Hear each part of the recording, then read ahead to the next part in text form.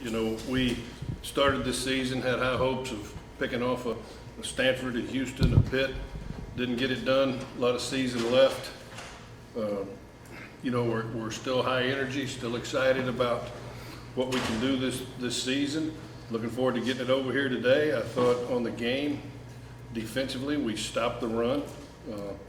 If you look at their running backs per carry average, you know, we did well on the run. They max protected us through their big, tall receiver. You know, and Bickham competed for the ball. We just didn't make the play. And, you know, even the first score, the wheel route on Emmanuel's running with them, had an opportunity to make a play, just didn't make it. The second score was a double move on a safety. We didn't have our eye discipline. We're looking in the backfield, and he was running wide open. Other than that play, we were running with him down the field. We just got to learn to finish the balls. Zach Abercrombie played really well, the nose guard. He's played well all season. He had a sack. Brian Womack had a sack. That was his 5th sack on the year. You know, our third down is still, we got to continue to work on third down in practice and tighten those zones. We can't get ourselves off the field on third down, and we have to do that. We have to. Offensively, you know, we scored 10 points. The third quarter, we were absolutely amazing. After an anemic first half, we averaged 8 yards of play in the third quarter and 6 yards of play in the fourth. But we've got to get consistent on that side of the ball to where we're stringing plays together. We only had 2 3-and-outs on the day, but a lot of our issues over there have been self-inflicted wounds. You know, it's a receiver with a procedure penalty. It's you know, that's focus. It's a running back on the wrong side of the quarterback. You know, it's focus issues, and we've got to continue to work on focusing during the tough times. You know, you can't have those type of breakdowns where it's self-inflicted.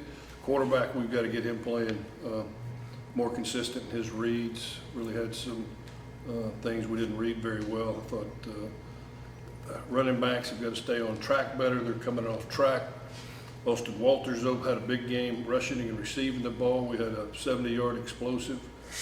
And we need more of those. You know, that's one of the things is if you watch us, if we catch a ball for 10 yards, we're tackled at 10 yards. Same with the running backs. We're not getting a lot of yards after contact, and we've got to start getting those. Special teams, Jack Fox, we asked him to kick it away from their All-American returner, either kick it through the end zone or kick it away from him on the punts. I thought he did his job exceptionally well. Some of the punts weren't pretty, but he couldn't return them. We've got Army coming to town. You know, it'd be a great matchup.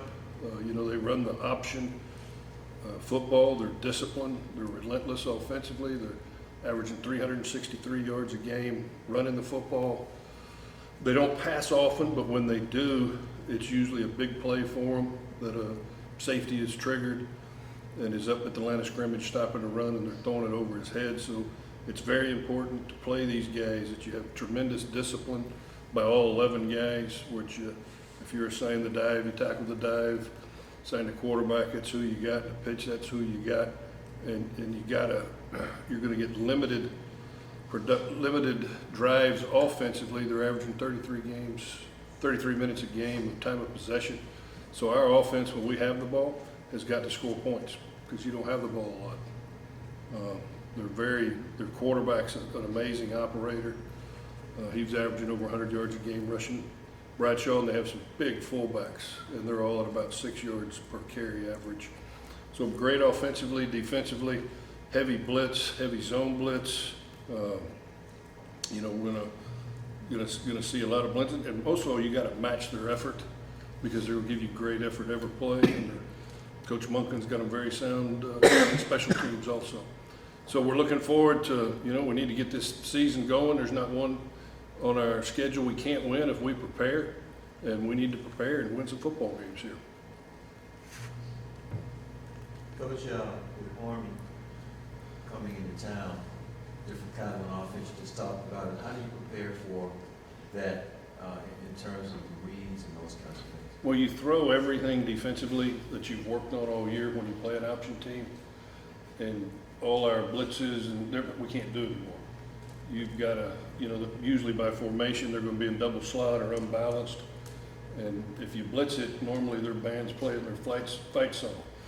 So you play very solid football and sound, and you make sure that if you're assigned the dive, you have to tackle the dive. And if you don't tackle them, they're downfield working your free safety.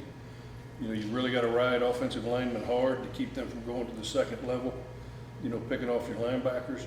Your defensive, who's ever assigned quarterback, can't fall for the fake pitch and go out and try to tackle the pitch. You have to do your job. The hard part is simulating with your scout team. You can show them a lot of film, but you have a hard time simulating those cuts and simulating just the loads and the traps that they do, because they've done it so many times. They have 10 starters back offensively, and they're really good at what they do. So we've assigned different people, roles on the scout team this week.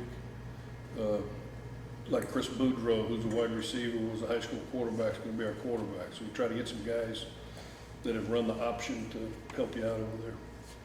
I like your line about the fight song. Does that mean that they scored a touchdown? Yeah, if you go 0, their band's playing. But it'd be a great atmosphere, and I'm telling you, our kids are jazzed. We're ready to go to work and try to get a win at home. And they're a tough, good opponent. Their offensive line, too, is, 3 of them are over 300 pounds. They're bigger than the offensive line than they've been in the past. So they're a good football team everywhere. They got Ackerman on defense. It's a lot like Brian Womack, a high energy guy, that makes a ton of plays everywhere. And we're going to have to prepare hard. And we're going to have to stay focused each and every play. We've got to be a disciplined football team. Once again, it starts with me. I got to get those guys. We can't have those kind of inconsistent drives that we've been getting. Coach, your interior defense all season, despite some of the things that haven't gone right, has been very strong. Your D linemen and your linebackers have been. So playing an option team this year, it's actually, they're going to be attacking the strength of yours. I mean, tell me about, that is a positive going into this game for you. But our defensive line has played extremely well. This is a game where they come at you at angles. Their coaching staff has seen any defense you can present to them. If you're 3 down, you're 4 down, they know exactly what angles they're going to try to use to try to take some of the size out of it. But I'm very proud of how our defensive line has played this year. Coach Oakham's done a fantastic job over there getting those guys ready. How hopeful was that second half offensive production and fluidity against Pitt in light of the inconsistency that you got in the season? Well, we're thrilled. When we cut it to 28-10, I thought we're back in this thing. I think we were able this week to show a lot of video, and Austin can talk to you about, when we all do things right, how explosive we can be versus when one guy does something wrong, how that's been killing us. We have to eliminate those kind of mistakes, and it's focus. You played Army so much over the last few years. Does that help with the familiarity that you were talking about? Not a lick. No. But it's you're playing them, so you take a couple days all the way back in spring, because what you can't do is do so much. Your guys can't play fast. So, we spent a couple days in spring working on them. We spent a couple days in camp working on them to prepare for this week. You mentioned some of the things you're going to need to see the offense do better. What specifically will they need to do better against Army's defense? They've got to make some people miss after a run or after a catch. We've got to start getting yards after contact.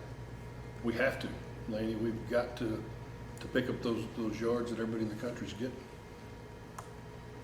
So playing Army in general, I know you have a lot of, when you travel with the Army, a lot of respect for them. Just talk about playing the cadets themselves. Well, those young men have made a decision. Right now they know that when they graduate, they're going to go protect this country. That's a heck of a commitment that those guys make, and says a lot about the character of the young men that decide to do that. That's a tough academic school, and then you add all the military training that they're doing. I tell you what I think is really great, though, is everybody at West Point is part of an athletic team. If you're not playing a varsity sport, you're playing sports. I think that's super, that that whole, it's about leadership. Coach, can you talk about the pregame ceremonies and what's gonna happen with that? Is that kind of bone taken before you go into it? I'm sorry, what? The pregame ceremonies with the flag? All I know is we have a big, they haven't sat down with me and talked Did you, pregame or halftime. did you have an injury update? Sure. Almost made it out of here. Corey Klingler's still doubtful. Ken Thompson's still doubtful. VJ Banks is questionable.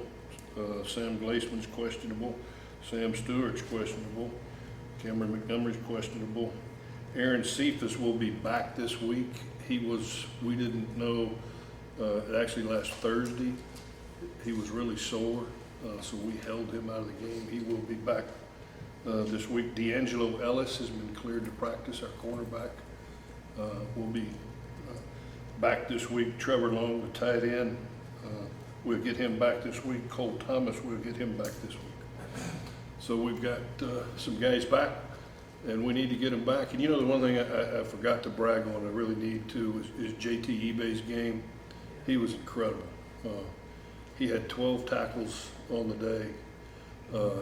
He had the forced fumble down on the goal line and the fumble recovery, and he is playing really, really special football right now. So I should have included him earlier, but I'm really thrilled with how he's just progressing.